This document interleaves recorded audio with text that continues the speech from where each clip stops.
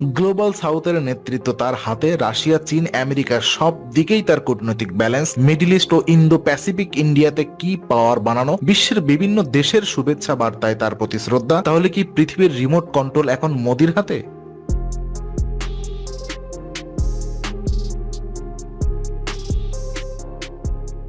বন্ধুরা, আমরা অনেক বিশ্ব নেতাকে জন্মদিনের শুভেচ্ছা পেতে দেখেছি, কিন্তু ভারতের প্রধানমন্ত্রী নরেন্দ্র মোদীর ৭৫তম জন্মদিন যেন এক আলাদা মাত্রা পেল। শুধু ভারতীয় রাজনীতির জন্য নয়, পুরো বিশ্বের জন্য। বিশ্বের তাবড় তাবড় রাষ্ট্রপ্রধানরা, আমেরিকা থেকে রাশিয়া, ইসরায়েল থেকে ইউরোপ, আফ্রিকা থেকে ক্যারিবিয়ান, সবাই শুভেচ্ছা জানালেন তাকে। প্রশ্ন হলো, এটা কি কেবল কূটনৈতিক সৌজন্য, নাকি এর ভেতরে লুকিয়ে আছে এক গভীর রাজনৈতিক বার্তা? আজকের আলোচনায় আমি আপনাদেরকে দেখাবো কিভাবে মোদী তার ব্যক্তিগত নেতৃত্বকে এক বিশ্ব নেতার মর্যাদায় নিয়ে গেছেন। এসসিও সম্মেলনে আমেরিকাকে উপেক্ষা করে আরআইসি অর্থাৎ রাশিয়া, ইন্ডিয়ান, চায়না এই বার্তা দেওয়া থেকে শুরু করে G20 সাবমিট, গ্লোবাল সাউথের কণ্ঠস্বর হওয়া, সবকিছু মিলিয়ে মোদির হাত যেন পৃথিবীর রিমোট কন্ট্রোল উঠে এসেছে। তো দেখে নিব ইন্ডিয়ার বিদেশ নীতি, অর্থাৎ মোদির হাতে এক নতুন মাত্রা পেয়েছে। মোদি ক্ষমতায় আসার আগে ভারত ছিল এক ধরনের রিজিওনাল পাওয়ার, যার প্রভাব মূলত দক্ষিণ এশিয়া পর্যন্ত সীমাবদ্ধ। কিন্তু গত এক দশকে মোদি ভারতের ফরেন পলিসিকে গ্লোবাল স্ট্র্যাটেজিতে তুলেছেন। এক ইস্ট পলিসি, অর্থাৎ Japan, south Korea, Asian nation এর সাথে সম্পর্ক মজবুত করা। এছাড়া neighbourhood first policy, Bangladesh, Nepal, Bhutan, Sri Lanka এর সাথে পার্টনারশিপ। গ্লোবাল সাউথ লিডারশিপ, অর্থাৎ আফ্রিকা, লাতিন আমেরিকা, ক্যারিবিয়ান দেশগুলো। ইন্ডিয়া এইড এবং ভ্যাকসিন ডিপ্লোম্যাসি। স্ট্র্যাটেজিক ব্যালেন্সিং, একদিকে রাশিয়ার সাথে পার্টনারশিপ, অন্যদিকে আমেরিকার সাথে কোয়াডে অংশগ্রহণ। এই কারণে আজ বিশ্ব নেতার যখন মোদিকে জানাচ্ছেন, সেটা শুধুমাত্র ব্যক্তিগত সম্পর্ক নয়, এটা আসলে ইন্ডিয়াকে গ্লোবাল পাওয়ার হিসাবে স্বীকৃতি দেওয়া। রাশিয়া, ইন্ডিয়া, চায়না অর্থাৎ আরআইসি এবং এসসিও সাবমিটে মোদির বার্তা। তো হ্যাঁ, এসসিও সাবমিটে মোদি এক গুরুত্বপূর্ণ বার্তা দিয়েছেন। ইন্ডিয়া নিরপেক্ষ থাকবে, কিন্তু দুর্বল নয়। রাশিয়া ইউক্রেন যুদ্ধের সময় মোদি পুতিনের সাথে বন্ধুত্ব রাখলেন, আবার ওয়েস্টের সাথে ট্রেড পার্টনারশিপও চালালেন। চায়নার সাথে বর্ডার টেনশন চললেও মাল্টিল্যাটারাল ফর্মে চায়নার সাথে একসাথে বসতে তিনি পিছুপা হননি। আরআইসি ফ্রেমওয়ার্ক অর্থাৎ রাশিয়া, ইন্ডিয়া, চায়না আসলে এক ধরনের কাউন্টার ওয়েট আমেরিকার জন্য।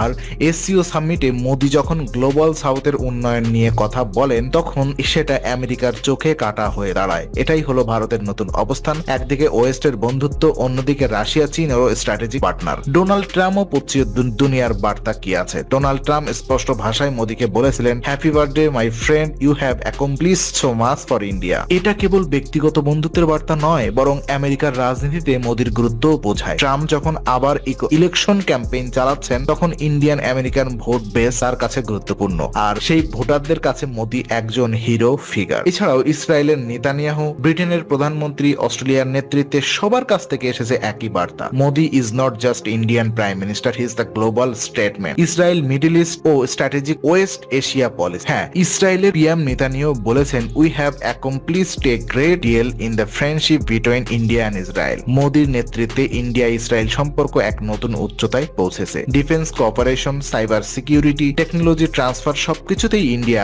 ইসরায়েলের ট্রাস্টেড পার্টনার। মিডল ইস্টে অ্যাব্রাহাম অ্যাকর্ডের পরে ইন্ডিয়া, ইউএসএ, ইসরায়েল, ইউএসএ মিলিয়ে যে I2U2 গ্রুপ তৈরি হয়েছে, সেটার পিছনে মোদির ভূমিকাও গুরুত্বপূর্ণ। এর ফলে ইন্ডিয়া মিডল ইস্টের রাজনীতিতেও একই প্লেয়ার হয়ে উঠেছে। দেখে নিব নিউজিল্যান্ড, কেনিয়া, ক্যারিবিয়ান নেশনস এর শুভেচ্ছা, অর্থাৎ গ্লোবাল সাউথ লিডারশিপ। নিউজিল্যান্ডের পিএম বলেছেন, ইন্ডিয়া 2047 সালের মধ্যে ডেভেলপড নেশন হবে, তাতে তারা অংশীদার হতে চায়। কেনিয়ার নেতারা স্মরণ করেছেন, মোদি যখন গুজরাটের সিএম ছিলেন, তখন থেকেই তার leadership style. Caribbean nation, Dominica, Trinidad and Tobago তাদের হাইয়েস্ট নেশন অ্যাওয়ার্ড দিয়েছেন মোদিকে। কেন? কারণ কোভিড প্যান্ডেমিকের সময় ইন্ডিয়া তাদের ভ্যাকসিন ও হিউম্যানিটি এইড পাঠিয়েছিলেন। এটাই একটা পরিষ্কার ইঙ্গিত, ইন্ডিয়া আজ গ্লোবাল সাউথে natural leader. Australia, UK, EU এবং ইন্দো প্যাসিফিক স্ট্র্যাটেজি, ইউএসএ। হ্যাঁ, অস্ট্রেলিয়ার পিএম বলেছেন, ইন্ডিয়া কমিউনিটি সেখানে এক বিশাল ভূমিকা রাখছে। ইউকের ঋষি সুনাক বলেছিলেন, ইন্ডিয়া ইউকে সম্পর্ক এখন গোল্ডেন এরাতে। অর্থাৎ ইইউ কমিশনের লিডার বলেছেন,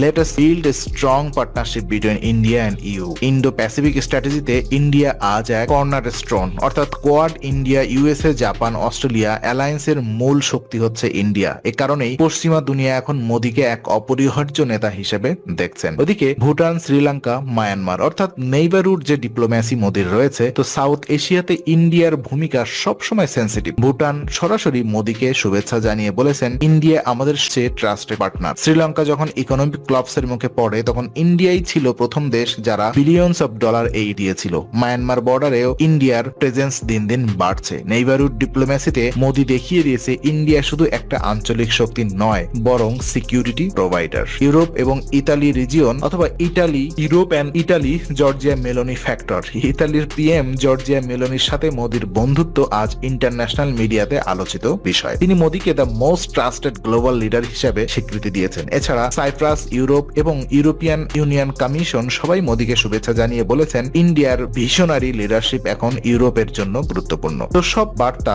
সব বিশ্লেষণ মিলিয়ে একটা বিষয় স্পষ্ট, আজকের দিনে মোদি শুধু ভারতের প্রধানমন্ত্রী নয়, তিনি এক গ্লোবাল ভয়েস। গ্লোবাল সাউথের নেতৃত্বে তার হাত। রাশিয়া, চায়না, আমেরিকা সব দিকেই তার কূটনৈতিক ব্যালেন্স। মিডল ইস্ট ও ইন্দো প্যাসিফিক ইন্ডিয়াকে কি পাওয়ার বানানো, বিশ্বের বিভিন্ন দেশের শুভেচ্ছা বার্তায় তার প্রতি শ্রদ্ধা। তাহলে কি পৃথিবীর রিমোট কন্ট্রোল এখন মোদির হাতে? পুরোপুরি না হলেও অন্তত সাউথ এশিয়া ও গ্লোবাল সাউথে মোদির কণ্ঠস্বর এখনই বিশ্বের অনেক নীতি নির্ধারকে প্রভাব ফেলেছে। এটাই তার জন্মদিনের পাওয়া সবচেয়ে বড় স্বীকৃতি। তিনি আজকের বিশ্বের এক অসংবাদিত নেতা।